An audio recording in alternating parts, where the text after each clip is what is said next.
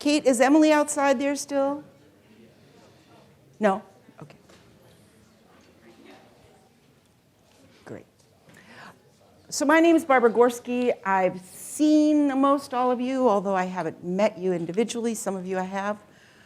But I'm the director of the BUSN200 program, and tonight we're going to be hearing from three folks who have quite extensive experience working in the nonprofit sector. BUSN200 is really your only course that you'll take in the College of Business where we specifically focus on the work that gets done in nonprofits, careers in nonprofits, the business aspect of running nonprofits, what makes them different, what makes them the same as corporations. I think many people go through the Opus College of Business and assume they're just heading right into corporate, perhaps privately owned or publicly owned companies. And you get to BUSN200 and you realize, oh, there's this whole other way I could, in fact, do business. So we're going to talk about that tonight. Setting you up for our third class together, where we will talk more about that in depth. Your next journal that comes up has you looking for a job in a nonprofit. And when you open that journal, which I think is Journal 4, you'll see a series of internet connections, links, that will have you look at some job search sites. And you're to find a job that uses your business skills, a paid position that you would want, and bring that information with you to your third class. In the third class, we'll also be talking about the feasibility of working in a nonprofit and being able to live comfortably. Look at some of those myths. So I'm delighted to have our panel. Let's get them warmed up with a thank you, applause for being here. Thank you.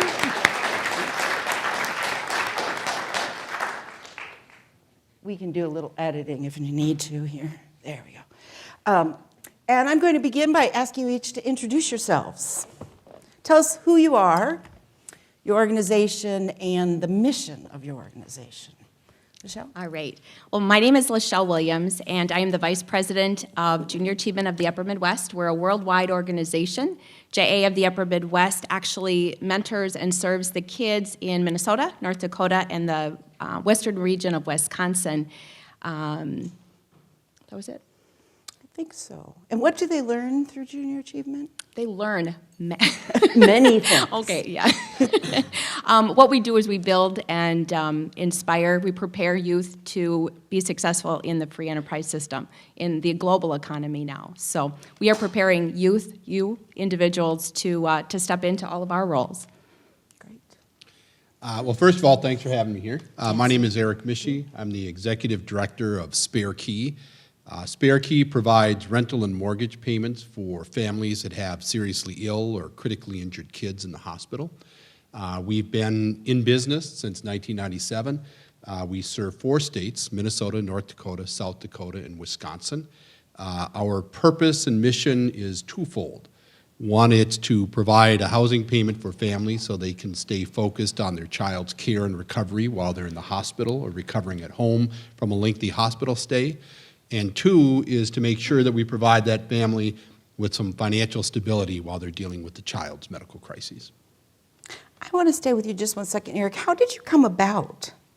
Not you specifically, but your organization. So Spare Key was founded in 1997 by Rob and Patsy Keach, which were a young family who had their first child named Darian. Darian was born with significant heart condition. And had multiple open heart surgeries. During the time he was in hospital, the parents had to make a decision about who was going to go home, who was going to go to work, who was going to pay the mortgage. And so they went to their friends and their family and said, you've all asked how you can help us. And the most significant thing you can do to help us is make sure we don't lose our home. So for 2.5 years, while their son struggled with his health condition, their family never missed a housing payment. Their son, Darian, passed away in 1996 after 2.5 years of fighting his heart condition. And the next year, Rob and Patsy started Spare Key as a way to pay it forward. Great. Thanks. Kelly? Also, thanks for having me. I'm Kelly Andrews. I'm with the Minnesota Veterinary Medical Association. I'm the assistant director there.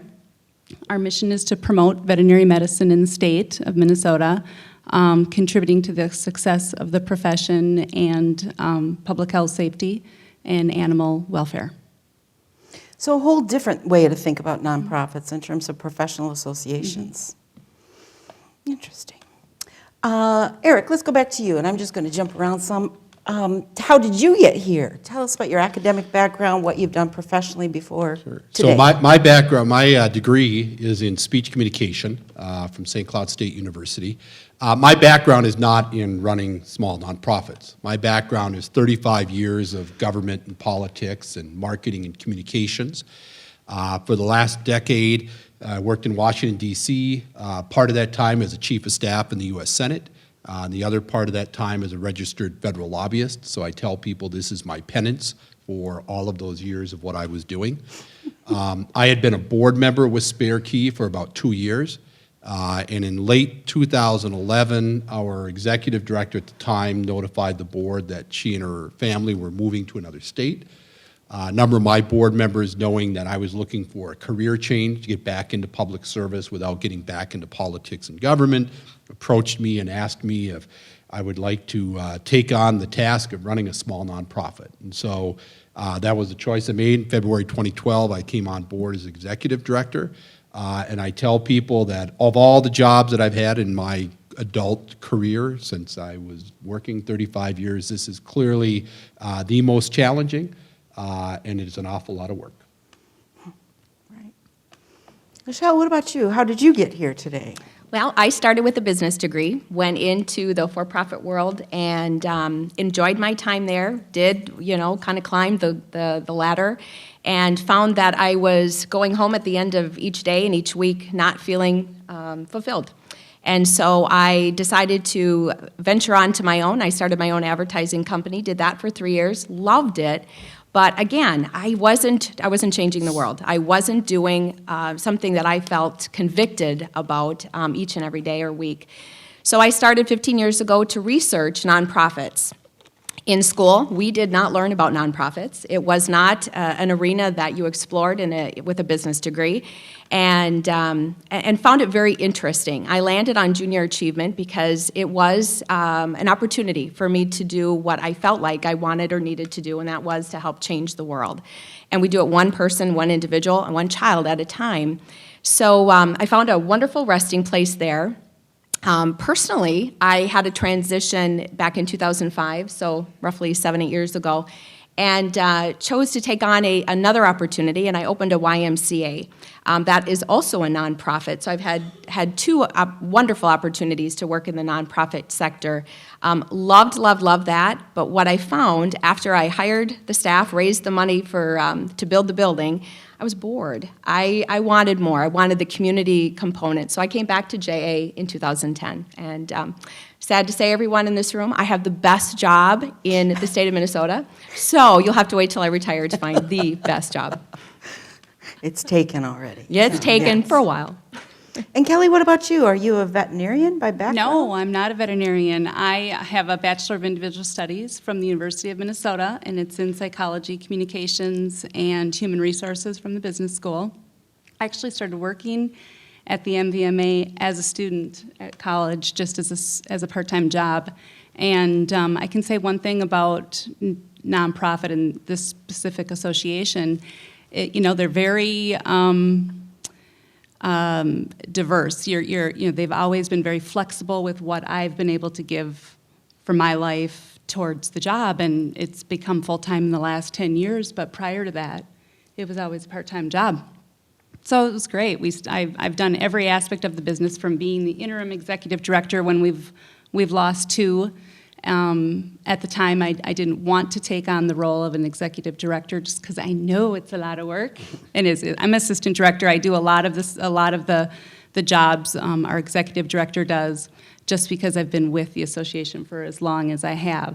I intend to be an executive director someday, but I just haven't had a place in my life. I've wanted to be home with kids and do that kind of thing, and the nonprofit world has allowed me to do that. I tend to find that there is more flexibility in nonprofits. And we're going to be speaking as if these are pure distinct differences between for-profits and nonprofits, and they're not. There's a tremendous amount of overlap, and there's some generalities that are accurate. So I'm going to talk along those. And, full disclosure, obviously have a bias towards nonprofits. I've only ever worked in nonprofits. But there does seem to be more flexibility in nonprofits.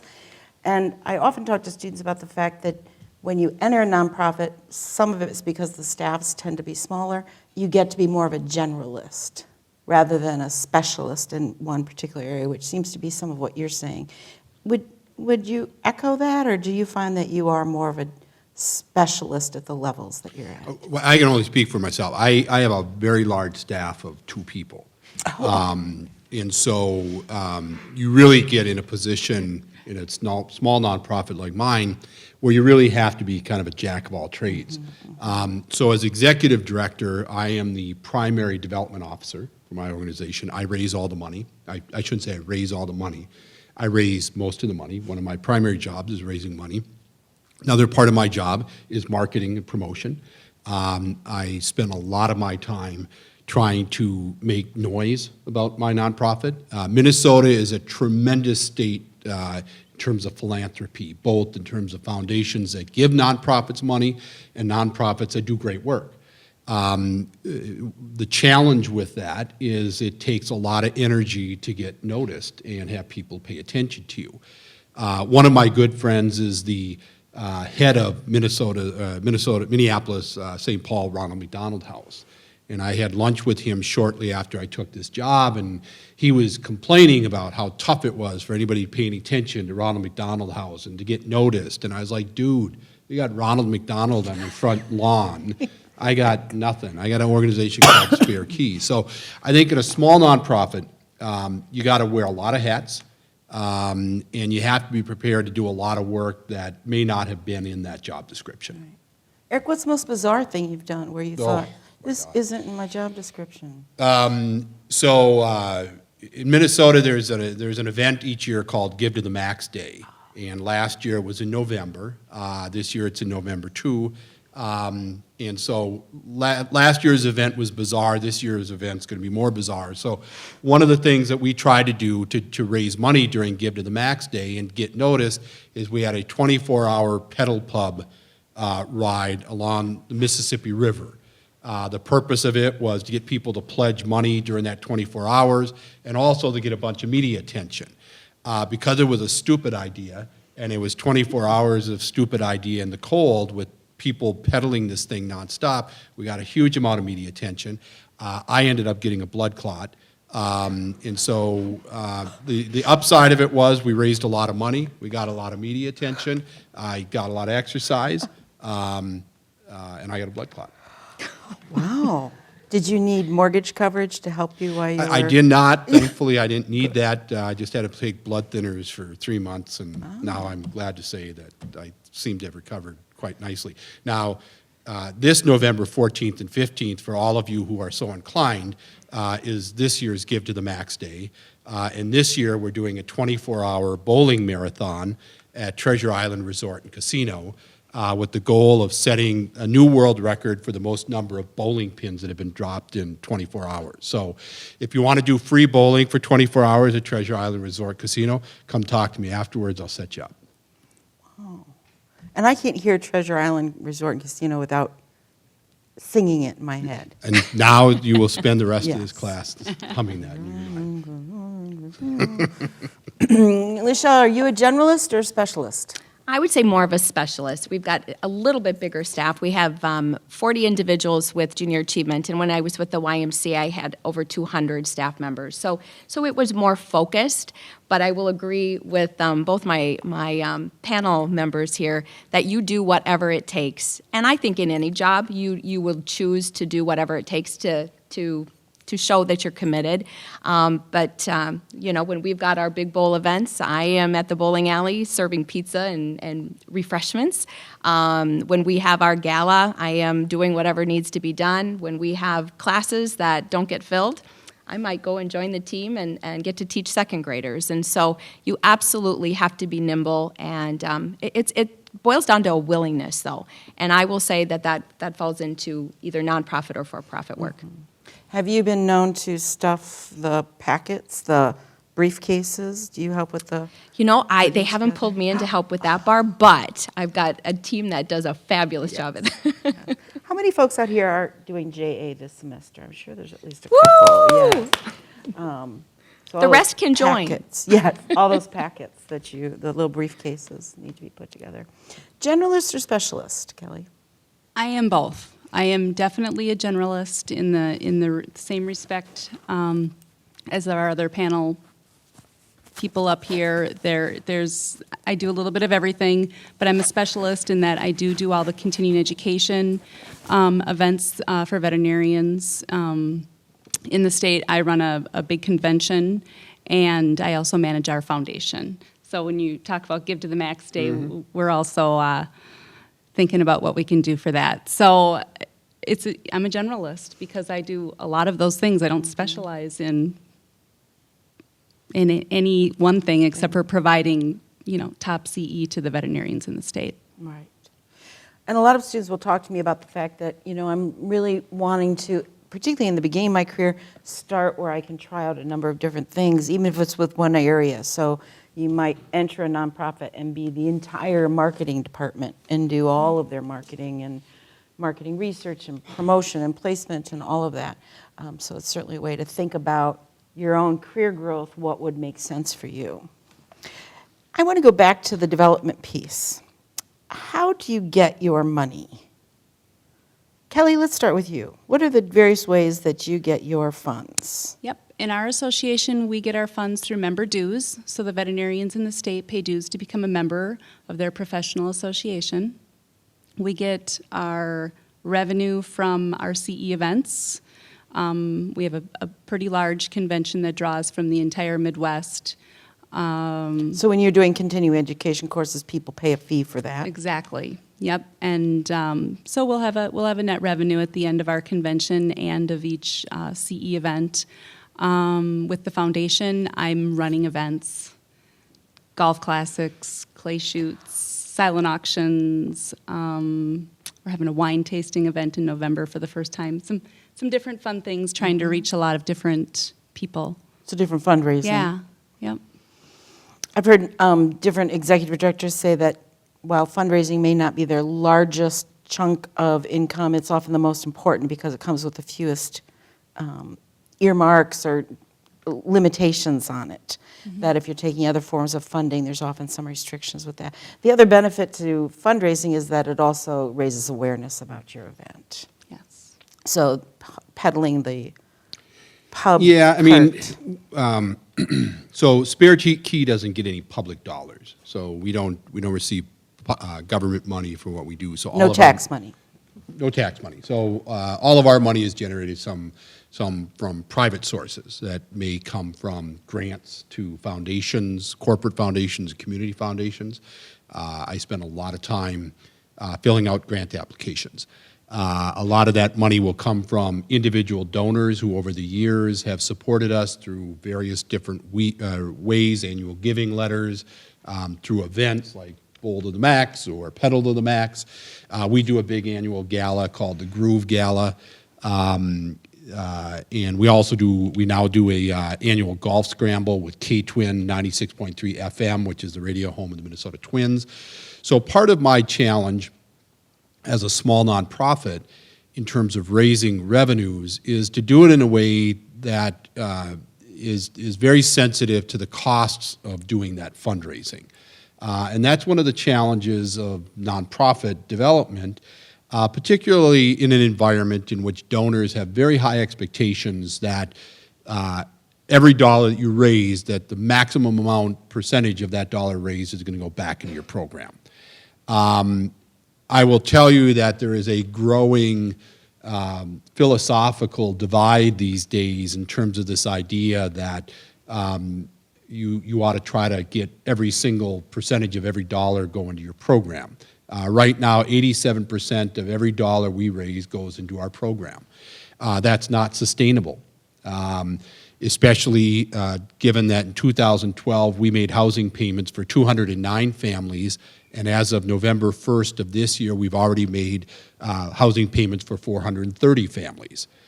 You can't have that kind of increase in support that you're providing without having some type of increase in the infrastructure you need to help raise those funds. So being creative in how you raise money and doing it in a way that costs the least amount of money is a real challenge and requires a lot of creativity, which is why you come up with dumb things like pedal pub rides. And what that does is it engages volunteers.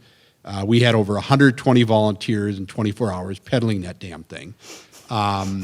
The other piece it did is it generated additional awareness so the public knew we were out there. And then ultimately, again, we raised over $25,000 for that event. So, and it cost me, in terms of net dollars, about $1,200 to do the entire event. So, Eric, that's a great lead-in. During your third class, you're going to be shown a short TED Talk that's on YouTube that addresses that very specific. Are you familiar with? I share that video with everybody. The notion that it's perfectly fine for, who makes this? Coke? Whatever company makes this. Coke makes some of the drinks you've got. That Coke will spend like $1 gazillion, which is a lot. You'll get that in your advanced accounting classes. They'll spend $1 gazillion on marketing, hoping that they'll be able to supply your 64-ounce capacity of your stomach with their beverage all day long. And nobody has any qualms about that. But if a nonprofit decides to go out and spend $10,000 in order to raise $100,000, there's all kinds of questions raised about, well, wouldn't that $10,000 be better used to serve your client, and the ethics of that. And this TED Talk really looks at some perspectives that we have and perceptions we have about how nonprofits should be run, and really raises some interesting questions. So you've set that up well for us for our third class. Michelle, what about you? How do you guys pay the bills? So what we do, we're a little bit different than many other nonprofits. Most of it, 76% of the dollars we bring through the door are from our corporate partners. So those will be the Clifton Larson Allen, the 3Ms, the Wells Fargos of the world that believe in our mission and believe that the right thing to do is help to further our cause. And so they'll bless us with gifts anywhere from $25,000 to maybe $100,000 that we then will funnel and deliver our program to the youth throughout the community. We also have the opportunity to do I don't think they're dumb, I think they're innovative opportunities of fundraising. But we'll have the big bowl, we'll have golf events, we'll do maybe things not as creative as Eric, but we've got fun events. The downside to doing events is there's a greater expense to doing that, as opposed to going out and getting grants or seeking proposals from corporations. So we've got a goal and objective for us at Junior Achievement this year is to increase our individual giving. We don't receive a lot of individual gifts. You know, those would be people that are strong with their philanthropic kind of sense of what they need to do individually. And we want to grow that opportunity, that arm, so to speak, of fundraising. There are 8 different ways in which nonprofits generate revenue. Tell me what you've heard our panelists say so far in the different ways. What's one of the ways they've talked about how revenue is raised? Yeah, fundraising. So a very important revenue source. Another, yes? Grants. Mostly come out of corporations or foundations. Sometimes there are, in fact, tax dollar-sponsored grants, but mostly through private foundations or corporations. There's 2. Yes? Sponsorship from? Local companies? Yes, from corporations. So corporate donations, which can really come in 3 styles. Cash, in-kind services, so Kowalski's gives their day-old breads to some of the food shelves, and also donors. So Wells Fargo is the largest single corporate donor of volunteers to Junior Achievement. At least those numbers were true last year. Yes, I assume that it's is still correct. true. Yeah. So corporate donations. What else have you heard?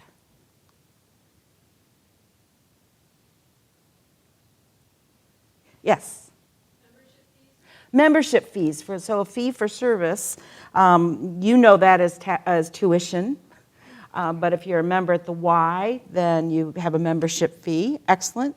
There was another person? Yes. Individual giving. So any of you today could pull out your checkbooks and write a check to any of these 3 organizations, so individual giving. And that comes in a whole variety, small donations, put them in your will, all sorts of things. We have 2 more. 2 more. I like to know what they are because I appear to be missing. Did we say tax dollars? Tax dollars, state, federal, local tax dollars. Some organizations choose not to use tax dollars, like Mary Jo Copeland at Sharing and Caring Hands, because she doesn't want to have to live within the restrictions they bring. She says she wants to figure out how to work with people in poverty the way she feels best. Somehow I'm counting wrong, but there's a fee for service. No, I said that. There, you can set up a for-profit within your nonprofit. And essentially, we do that here at St. Thomas. St. Thomas is a nonprofit, by summer housing, conference housing. And the last, which some organizations had started to do, and then we had this thing called the economic crunch. But they were regaining that area. Our nonprofits will actually do investing, just as you would as an individual. Now, who is a finance major who's a senior this semester? Senior finance. Very nice. I knew I'd get back to you. All right, here's your ultimate final exam question. Should you fail this, you won't be graduating. Okay, we have witnesses here to see this. So if I came to you, and tell us all your name.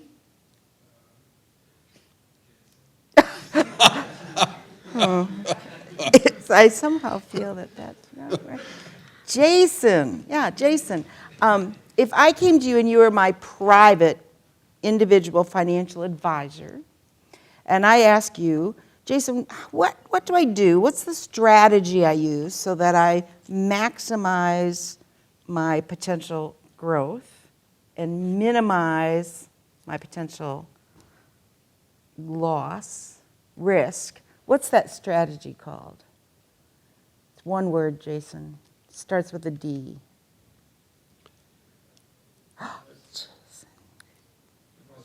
Diversify. Sometimes some of the non-seniors get that because you're thinking like derivative.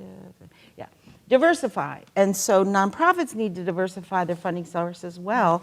But with each additional funding source, you've got additional regulations to follow, additional reports to prepare. You can almost end up costing yourself another staff line just to manage your diversification of your funding. So there's a sweet spot you look for in how you manage that. What about marketing? If I'm a vet, do I just automatically, I don't know, I get my diploma and you've got a little Post-it note on my diploma that says join up?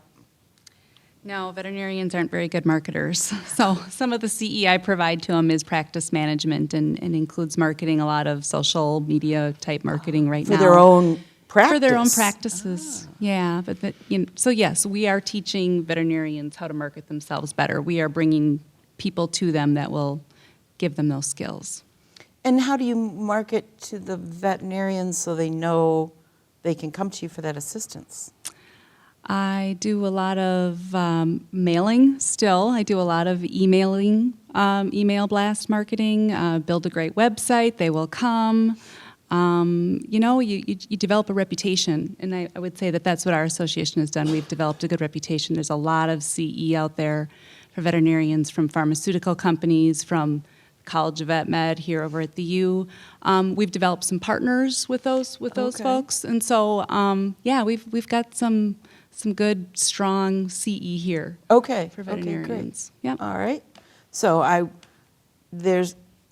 you have a very known client you're aiming for, Yes. and so you can really do some target marketing in that arena. Yep. Michelle, what about you? How do you, if I'm a sixth grader and I want to learn more about financial literacy, how do I know that you exist? Well, the children typically don't, and so we will get phone calls, emails from parents that want their children to participate. But we work with kids, with the exception of our summer camp program that we have, we work predominantly with the educators. So we'll work with superintendents, principals, teachers to get into the space, the educational space of a classroom with kids. Or we'll partner with youth-serving organizations, YMCA. We have a great relationship with them, and so we'll partner with them. Our marketing is probably not dissimilar to my peers on the panel, in that we use social media, we use website, we will use marketing efforts that are person to person. So, sharing with different groups of individuals. We, as most nonprofits, have a board of directors, and within that board of directors are truly our greatest window of marketing opportunity, and we will work with our board of directors to get into, quote, their firm, and then do, in-person info sessions, opportunities to do brown bag lunches, just to share the story. So for us, our greatest opportunity of marketing is to talk about Amanda, the second grader, that does not go home to parents that work and would not have the opportunity of seeing her vision of the future without a volunteer coming into their space and sharing with them the concepts that Junior Achievement brings to them. So we'll share real life stories similar to what you do, Eric, with yours, where you're talking about the result of the benefit that your nonprofit brings. Eric, how do you market to your clients? How do you even know who's a potential So all client? of our families, 99% of the families we serve come to us through hospital social workers. Okay. So when you look at the families we serve, our marketing is to those social workers to make sure that they're aware that our program exists, so that when families come through that system, they know how to apply for our program. So I have multi-layers of marketing that I have to do. So on one hand, I've got to market to the social workers so that they're aware of the program, that they understand how the program works, so that they can help the family apply. We really don't do any direct marketing to the family themselves. Now, if you go on our website, you can fill out an application without having to go to a social worker. So we've got that level. And then there's the level of basic community awareness. It's really hard to raise money, whether it's corporate dollars or individual dollars, and for that matter, foundation dollars, if nobody knows who you are. Even though we've been around for 16 years, I would guess that 95% of you in this room, until you might have seen a flyer about this event, had no idea what Spare Key was, other than something that you might have stored underneath the rug to get into your apartment. And so part of what I have to do is find creative ways to get through, again, that buzz of what every other nonprofit's doing. The third part is marketing to prospective donors. One of the things I want to give you all before you leave is a calendar that we just produced that is I would say is a compilation of multiple different layers of marketing that we do. One is, it's a calendar that features the stories of 12 families that we've helped over the last few years, and has pictures of them, that has a story. That calendar, all of that printing was donated, in-kind sponsorship from a corporation, so we didn't have to pay for that. All the photography was donated by professional photographers. We didn't have to pay for that. All of the writing of the stories was donated by professional journalists with the Star Tribune and the Pioneer Press, so we didn't have to pay for that. We then had a corporate sponsor that provided us with money for distribution, actual cash dollars, so they became a corporate sponsor. So in that calendar alone represents multiple layers of different types of marketing. Now, what do I use that calendar for besides giving it to all of you? Is I use that when I go out to make presentations to other donors so that they understand firsthand what their money is paying for. Whether it's an investor making an investment in a company or it's a donor making an investment in a nonprofit, they want to know what's the return on that investment. For our donors, that return on the investment is making a housing payment and hopefully making sure that parents are able to spend time in the hospital with their sick or injured child. For the families, they want to know that there's an organization out there that's able to support them irrespective of their income, and that's one of the unique features of our program. So one of the benefits that I have in terms of being as old as I am and my career is that I have had a lot of opportunity to have to be involved in different levels of marketing, whether it's private sector and political campaigns. So you try to push all of those levers and all of those buttons, and so that's a lot of what we try to do. Great. I want to shift gears a little bit and talk about the choices of taking your career paths into nonprofits. So, Michelle, let's start over with you. Now, your hair's done lovely. You've got beautiful jewelry on. Is that because we're a special group, or is this how you attire yourself every day to go into work? Well, this is how I dress. This is how you dress. This is how I And dress. you meet with what kinds of people during the day? Is it mostly colleagues in-house? Or? With my role, I absolutely, I have a staff of 16 that directly report to myself, or I call it our food chain. But the individuals that I'll work with will be, vice presidents, some of the CEOs. So the board level are really the group of individuals I work with. And then we'll, from those meetings, those collective kind of planning sessions, then my team will take the individuals that will work with, say, a particular area, and then they'll build the relationships and get the volunteers, the 9,000 volunteers that we'll need this year. They'll work with that individual partnership to build maybe 20, 30, 40 volunteers within that relationship. Okay. So you're working really with upper-level executives. Mm-hmm. You need to match that image. Right. What kind of car do you drive? Well, I am a cheap Norwegian, so I drive a 2008 Rogue. I love my Rogue. A Rogue? What is a Yes. Rogue? I've never It's even an heard of adorable this. little car. Who makes it? Nissan. Ah, okay, okay. Yes. So 2008? Yes. Okay. Yep. Kelly, what are you driving? A Nissan too, Ah. 2006 Altima. All right, all right. And is this how you dress for work most days? I work from home Wednesdays and Fridays, so I had to get dressed to come here. So yes, if I go to work, I'll wear something like this. And I have a small staff. I don't a lot of times see other people. I'll go out and do events, and then I'll dress up to be at my convention or to be at a continuing education event. But I sit in front of my computer an awful lot, just managing and maintaining the things that are going to happen. And I don't meet with a lot of people. Okay, okay. So I do a lot of work with our boards, so our Okay, foundation okay. board and our regular board. And they're veterinarians. They're very low-key. They come in with hair all over themselves Oh, right. and some scrubs on. a lot of times late because they had to do a last-minute surgery. And so, I always say I work for the greatest people because they're all really compassionate, wonderful people. So very low-key. Okay. Eric, what are you driving? Well, I'm kind of offended you didn't make a comment about my hair. So I drive a 2004 Suburban. This is typically how I go to work, but I will also tell you that part of my job is to meet with CEOs of Fortune 500 companies and Fortune 100 companies, and I don't go into that meeting dressed like this. I go into that meeting with a suit and tie. How many suits do you own? I own a lot of suits. Are they left over from From days on my the Hill? political days, yes. I haven't bought a suit in 6 years. So, Okay. and hopefully won't have to buy a new one again. But the same presentation I would make to all of you is the same exact presentation I would make to that CEO. The impact of my program in terms of my message is really not any different than I would make to each one of you that I make to Doug Baker, who's the CEO of Ecolab.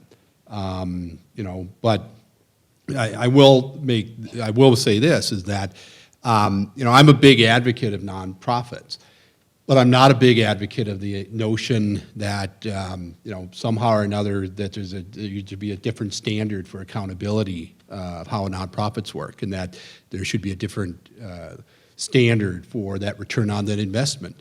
I think nonprofits have an obligation to return to shareholders the same type of return that shareholders expect from the corporate sector. People's money is not any different. It has just as much value if it goes to me as if it goes to buy Coca-Cola stock.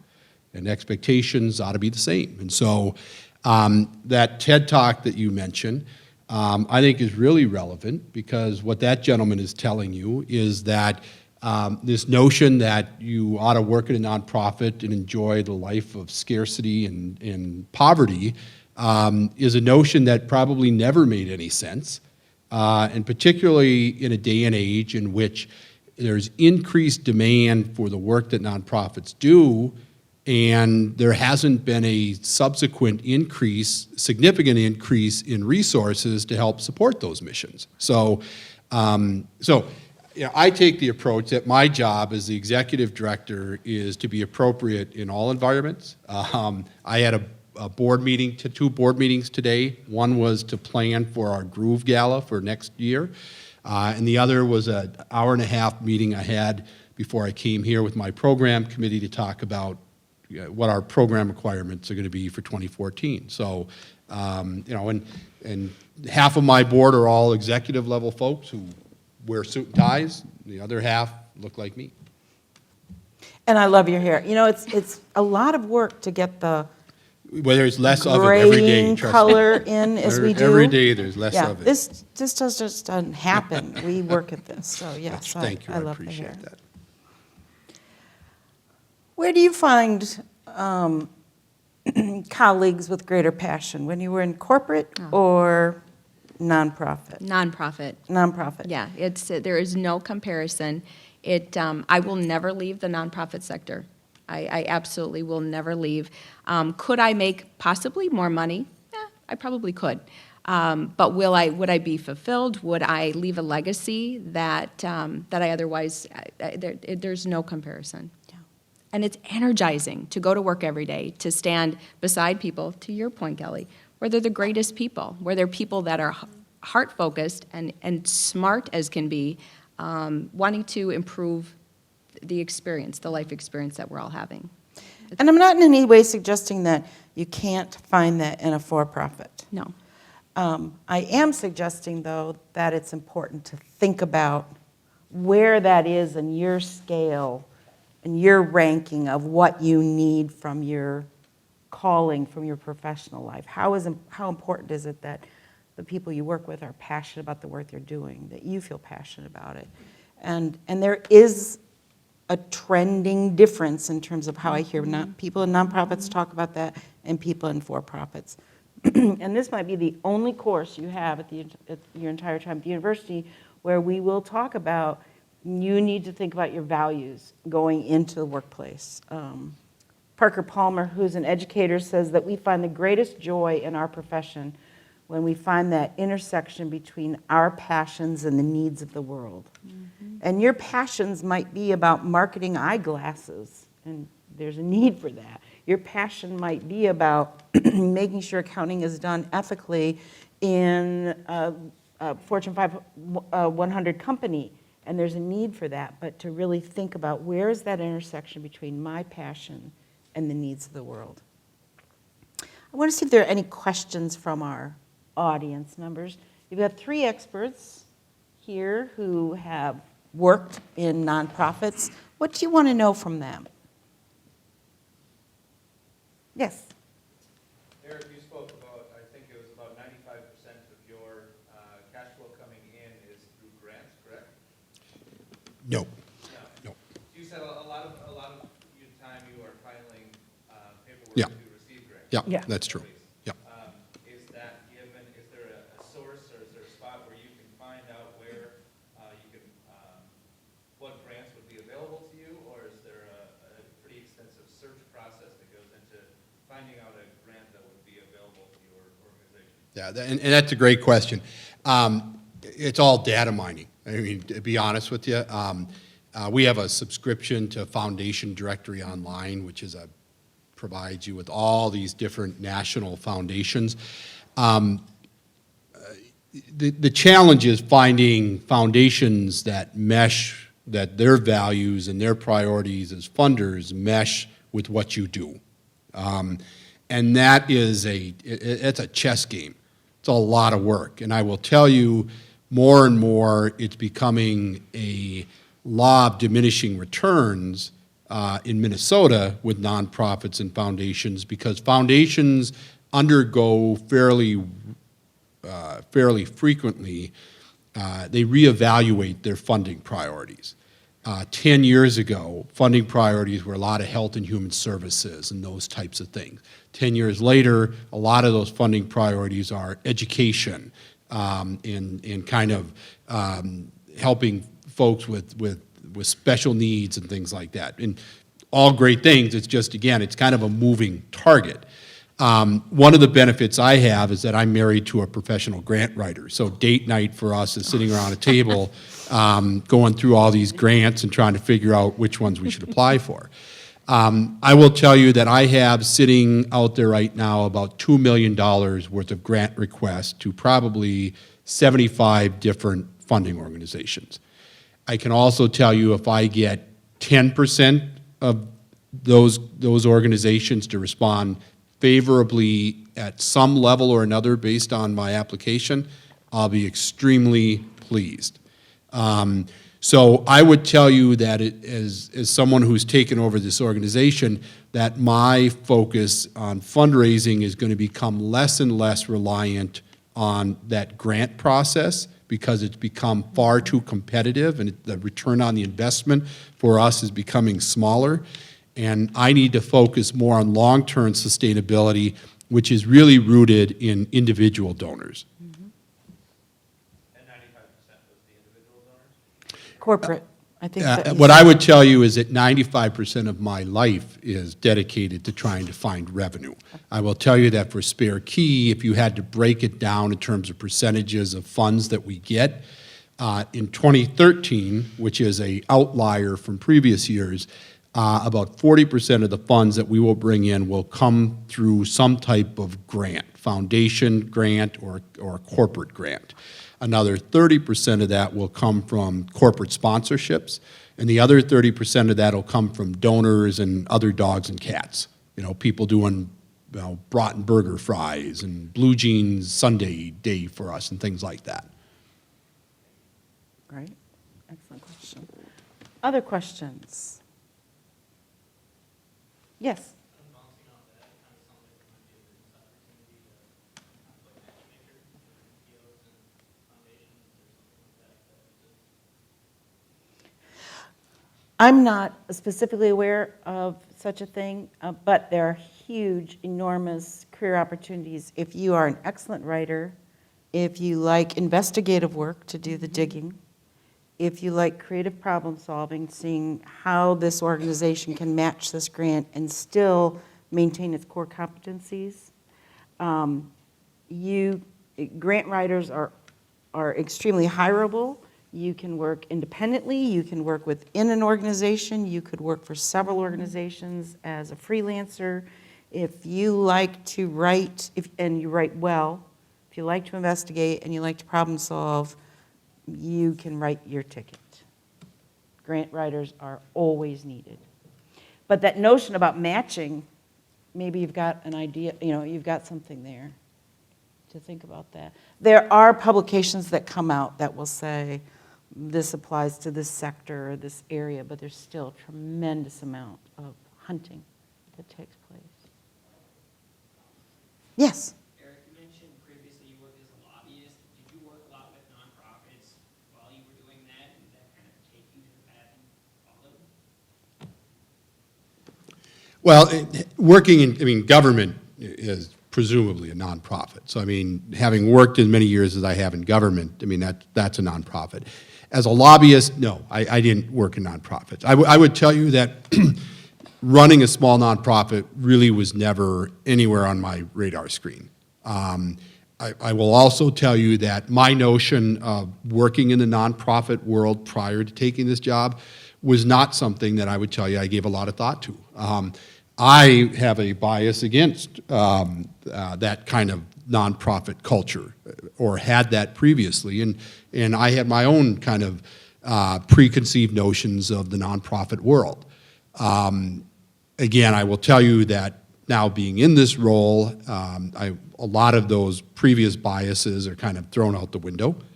I'm fortunate that I was able to reconstitute my board of directors, and so we were able to readjust our mission and our focus in a way that allows us to operate what I would characterize more as a nonprofit using for-profit strategies and goals and objectives and measurements. That makes it easier for me to take the skills that I have and put them to what I consider to be good use to help grow and expand this organization. And Eric, I think you're absolutely right. We're going to continue to move toward taking all of the positive attributes and the skill set from corporate for-profit settings and apply them to our nonprofits because the need of the work that they're doing continues to increase. And so they're going to have to be more effective, more efficient, that sort of thing.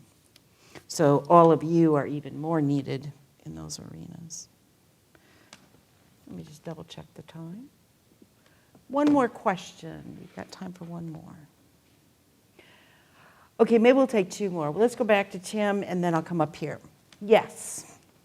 So one thing that I've noticed since I've been in here in college is that the majority of the board executives, partners, managing partners, because my interest is public accounting, are all on, if not one board, then multiple boards of nonprofits. Now, in the beginning, when most people first graduate college, the first thing they're concentrating on is a paycheck. Now, obviously, somewhere between that first year that they graduated college and the subsequent 15 to 20 years, something changed in their thinking. Most of the people that are on your boards are also board executives or high-level management in, as you say, Fortune 500, Fortune 100, major public accounting firms, PwC, Allen, the list goes on and on. What have you seen that changed their idea towards not only nonprofits, but the role that they're taking? Because these are obviously active roles.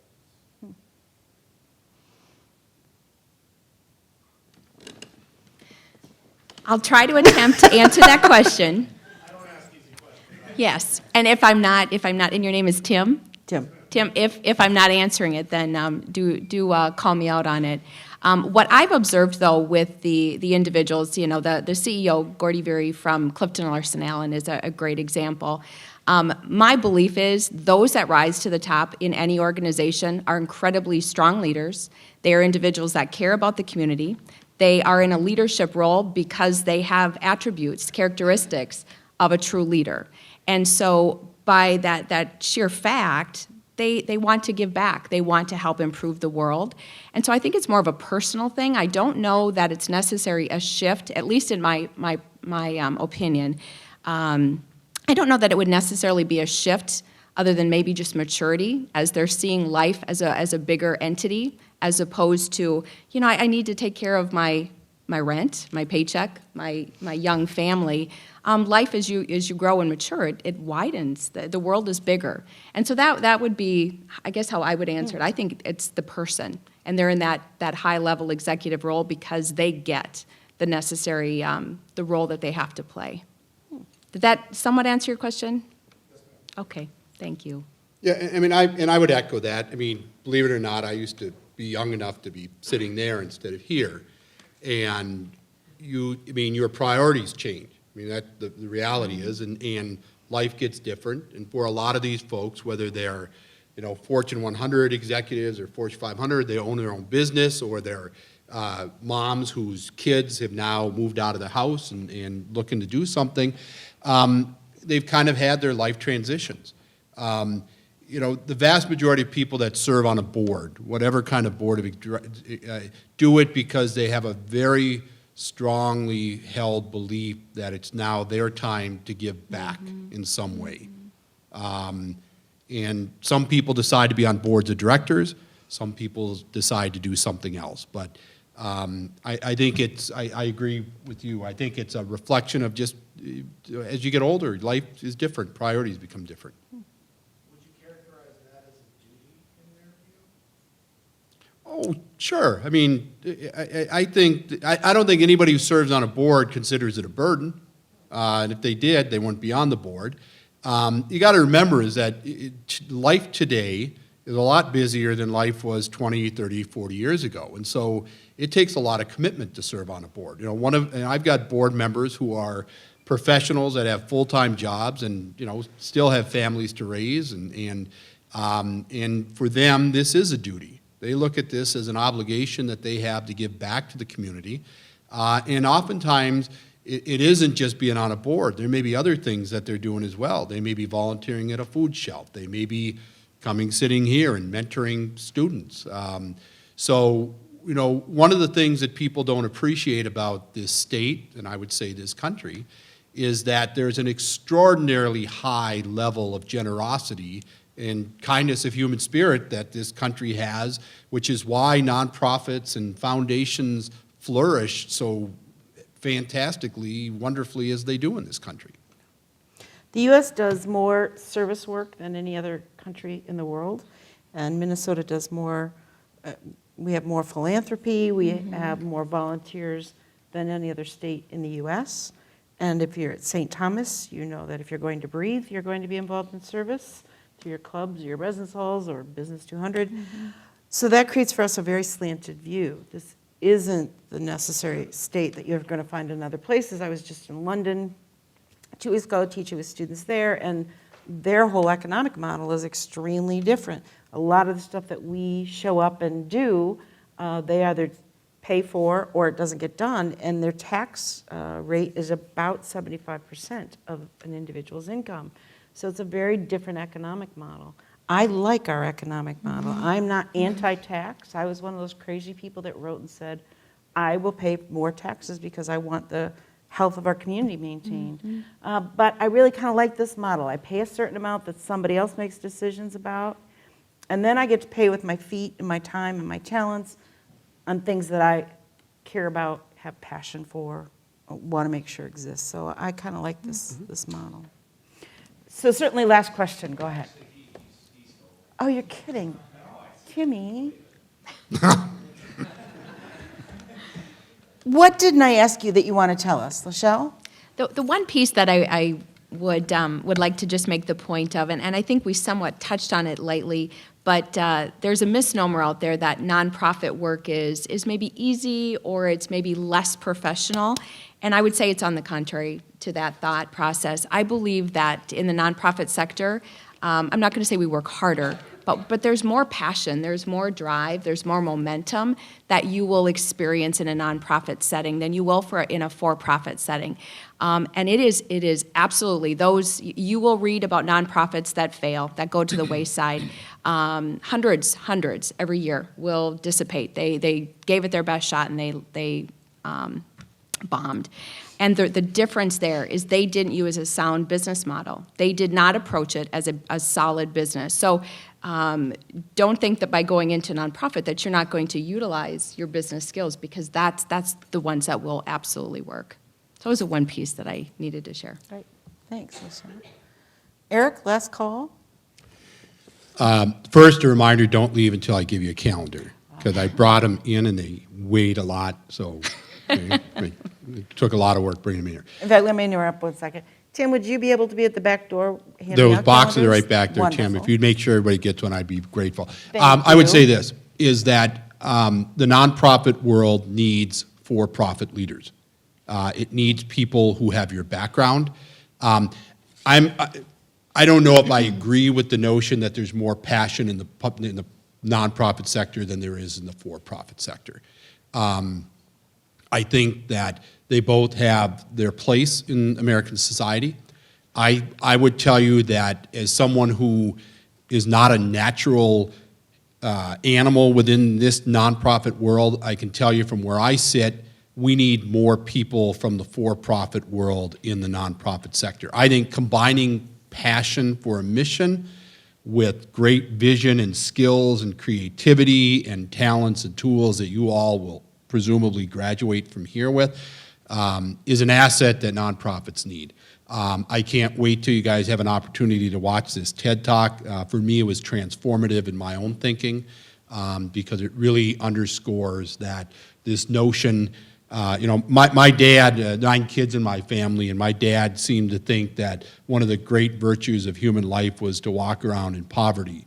I've never found there being any virtue in being poor, and I don't find there any virtue in being a nonprofit with passion, without direction and a plan and a vision to grow and expand and to serve more people. So I love where I'm at, love what I'm doing, Love to have more people involved what we're doing, and my hope is that you all have an opportunity to find a place in that nonprofit world to contribute.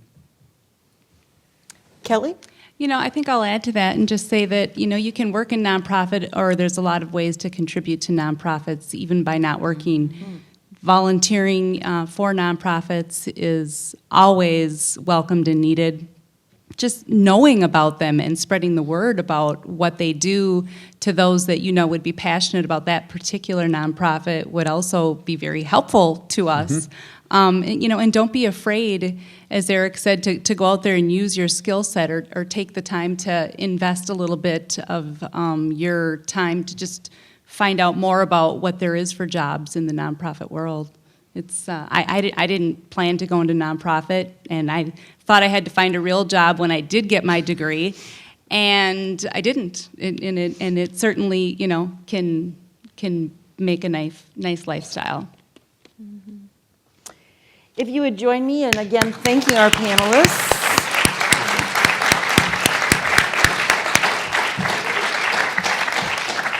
If you haven't signed in, please do at the desk so your attendance is counted. Tim will be there to give you calendars. Thank you.